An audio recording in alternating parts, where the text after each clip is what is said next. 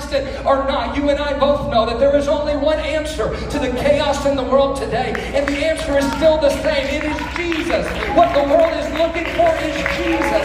The only hope is Jesus and Him crucified. This world needs Jesus.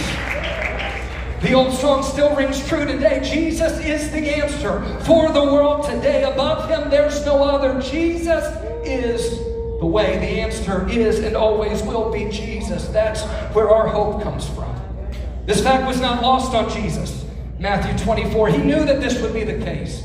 Because watch, His prophecy does not stop with the terrifying predictions at the end of verse 12 of what was to come, but instead His prophecy continues in verses 13 and 14 with a word of hope when He says this. He says, despite everything else that's going to be apparent and everything else that's going to happen, he that shall endure unto the end, the same shall be saved. And then verse 14, and this gospel of the kingdom shall be preached in all the world as a witness unto all nations, and then shall the end come.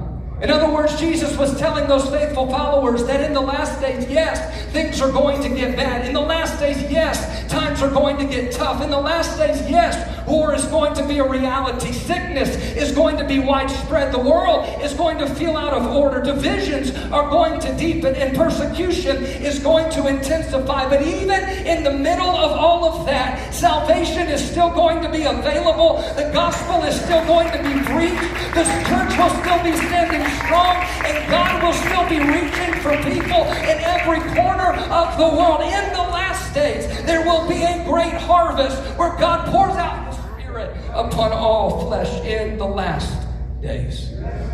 Matthew chapter 24 is not the only passage that gives us a preview of what the last days were going to look like.